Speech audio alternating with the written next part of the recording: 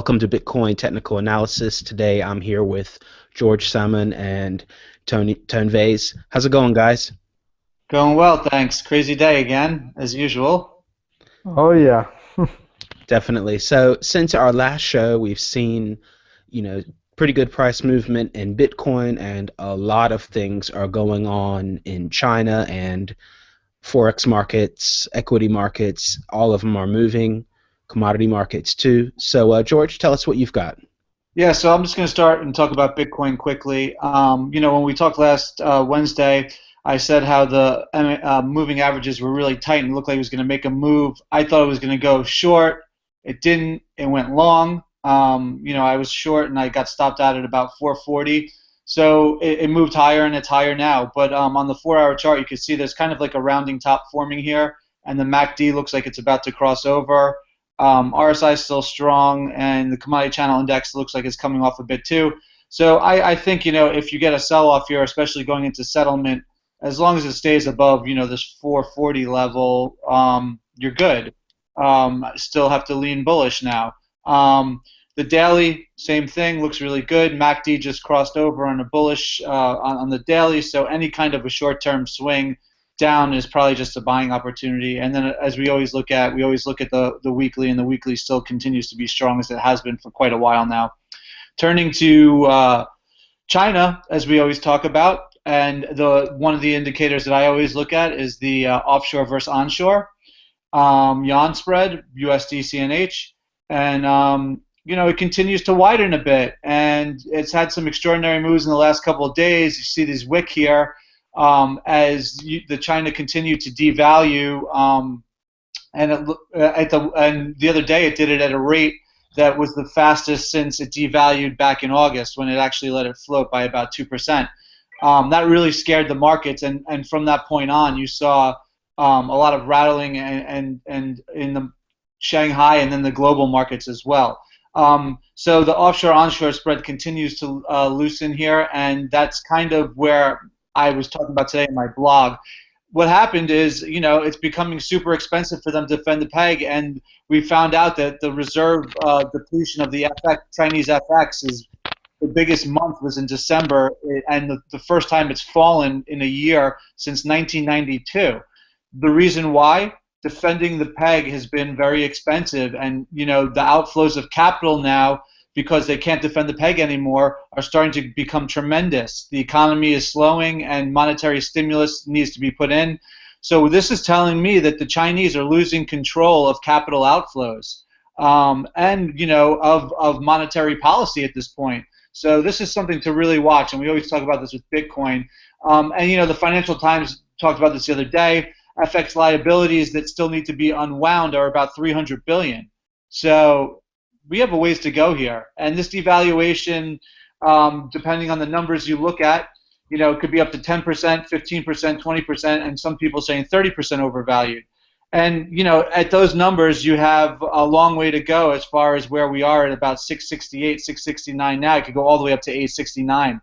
That would be very significant, and it's going to happen. Is it going to be gradual or fast is what we really need to look at. So the U.S. dollar seems to be topping again, short term, maybe longer term.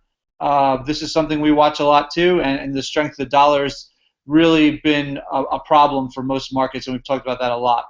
The euro has gone back up again as a result of dollar weakening, and went right through my line of support and then resistance, and is high again. And the Japanese euro, so the Japanese yen, same thing. This is the same pattern you saw back in 2007, 2008 as well. In a flight to safety, the yen started to go up. Yen versus the dollar happening again here. Looks really overbought though, really stretched to the upside. So we'll see how that goes. This is the DAX. Still hasn't gotten back down to the August and October lows, but it's getting there, and it's in a position where it's pretty oversold. And I can't not talk about the S&P here a little bit.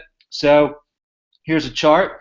Looks like we're heading at least lower in the shorter term, and probably going to go test those August lows if unless something happens in the next couple of days. I think we swoosh into Monday, because markets never bottom on Mondays, and hopefully by Tuesday we get some kind of a bottoming process in place. And the VIX has been spiking, not really as much as it did back in August, as you can see, massive spike up to the 50s, but it's back in a bullish state and going higher. So I think you'll see some more downside before upside. And then this is the McClellan index for Nasdaq. It's getting into a really, really oversold place. 70 is usually an area where you get a bounce from, and the Nasdaq is getting right there. Same thing with the New York, the NYMO, back down to the 70 level, has a little ways to go, but it's in a position where it can bounce as well. I mean, it's besides that August low, this has been a place where it's bounced in the past many times. And then this is just a chart McClellan put up comparing the S&P from 2007, 2008 to 2015, 2016, and it's on par for that. I mean, people have been saying, is it 2012 or 2008? And right now it looks like it's repeating this pattern.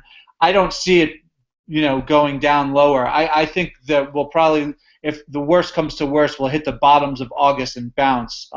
The situation is completely different now than it was then. And then here's the 10-year yield. Again, we talked about this just the other day, but it continues lower. No one believes the Fed. No one believes rates are rising. No one believes that the global economy is growing. And you're seeing bond prices move higher and yields go lower again. And that's all I have for you today. Thanks a lot. Okay, thanks a lot. So, Tone, tell us what you've got today. All right, hey, that was a good job, George. I really gotta start writing on my blog again. I've just been posting videos there and stuff of all the interviews, things like that. All right, so I was in line with George last week on Bitcoin. I also saw it rolling over and going down. I guess mostly because of all this panic in the traditional financial markets. There's some extra speculation. In the Bitcoin markets, I don't really see any genuine demand for Bitcoins. There's really not that many users of Bitcoin. They are going up a little bit. You're seeing more articles about money confiscation out of banks, going after tax cheats. You're seeing more of that, more articles about China cracking down on capital with capital controls. So all of that helps. So any bad news in the fiat world is good news for Bitcoin. I still don't see huge genuine demand. I see this spike more of a trader speculative spike than any kind of serious demand spike. However, we are coming back up to resistance levels, and if we can break out, I mean, you have to go bullish. I've basically, I guess let me draw right on here. This will be the only chart I show. So I've been neutral to bearish, depending on which week, throughout, let's say throughout this area here. Okay, so this was pretty much me being neutral to bearish all throughout this area, because this is where we went overbought. And I'm still waiting for this. I'm still waiting for an oversold condition to be met before I decide to go long into Bitcoin. And this right here could be important. It's a cross of the MACD, which is a very bullish sign. But again, I don't like the fact that we never really bottomed on the RSI. There is also divergence. So if you ignore the intraday spikes and you go with the closing prices, you have a higher price. But looking at the indicators, they went down and down. So that is a pretty clear divergence, which usually materializes in lower prices, but we have not seen that. Bitcoin has been very resilient. So right now I am completely neutral, and I mean, we can hit irrational exuberance, but this right here is still very critical resistance for me. I would want to see a close above 475 before I concede that we're going up pretty much for a while. And it's still kind of scary because we're still in an overbought condition. So that's my extended view on Bitcoin. Let me go ahead and close that. No need to save it. All right, the big boy, the S&P. So this is the futures. This is the nearest S&P future, the tradable future with the most liquidity. I strongly advise listeners to go back to our year-end commodity video. I briefly spoke about the S&P, and that video took place right before this happened. And in that video, what I say is, just like this, early in the year, I expected a big scare, and I expected that scare to come down to around 1950 or lower. That's basically what I said. And also last week, we talked about you have this double top, which is very clear resistance, and we have this support right here. We've had that for a while, and on numerous occasions we've proven that this range is 100 points. So once we break down, what we are looking for, we'll be looking for a drop of 100 points. And guess what? We're almost there. Almost. So I still think we will turn around. This is my ultimate bottom. Below this, I think the 2008 is possible, but still highly unlikely. What I said in this last video on Wednesday holds true. I am looking for a turnaround in this area.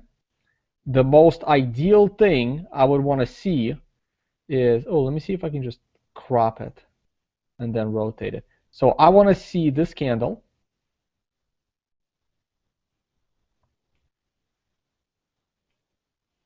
Or if I rotate it. Beautiful. I want to see this candle for a bounce. Or this candle right here. That's your other option. Or this pattern right here. Basically, this is what I want to see. Something like this. I can move that here, and then I can rotate it 180. Oh, well, that didn't work out like I planned because it rotated them both, so this. So I want to see that. I want to see one of these reversal candles. I don't want to touch it. I don't want to guess. I want to see one of these reversal candles somewhere in the area, preferably around 1900, and then we go back up. So this is the scare I was talking about at the year-end video, and I'm gonna keep looking for that reversal candle. I'm not gonna chase.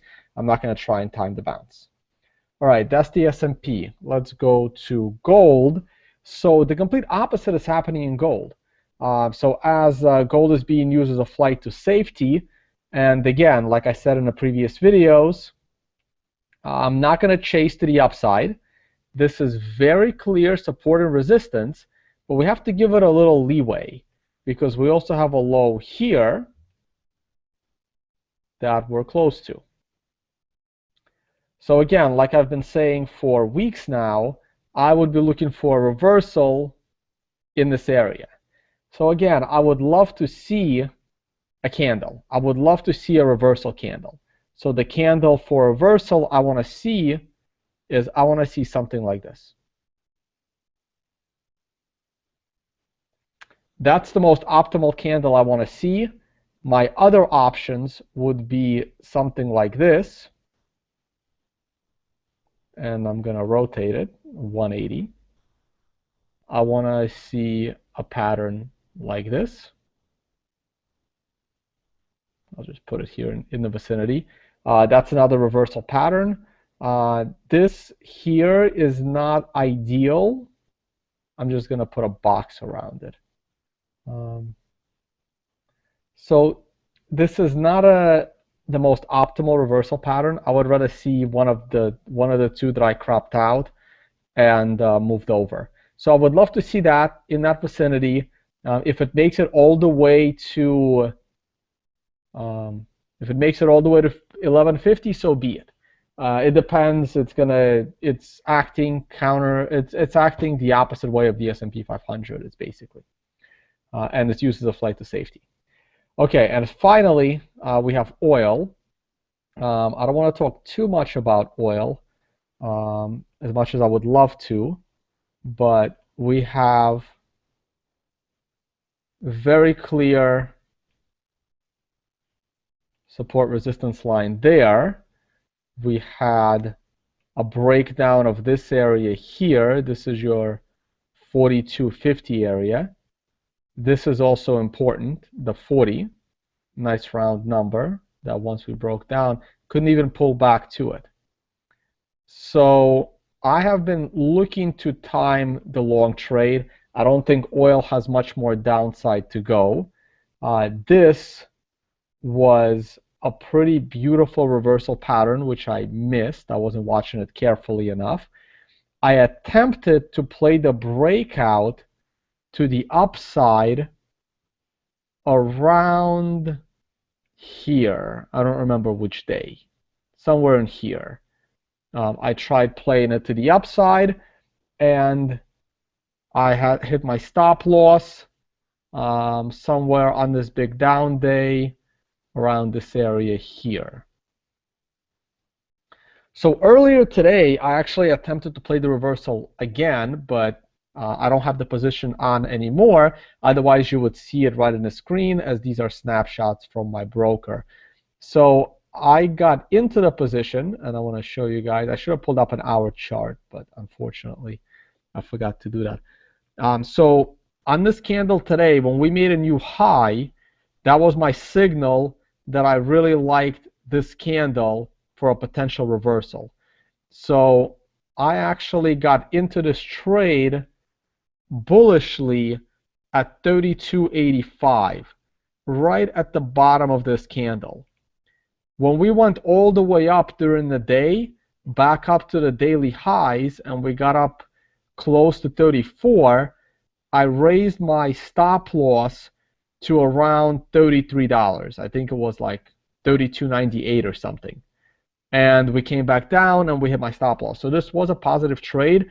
I was really hoping to see this go all the way back to 35 off of this candle, and it still can, because right now we have a new bottom.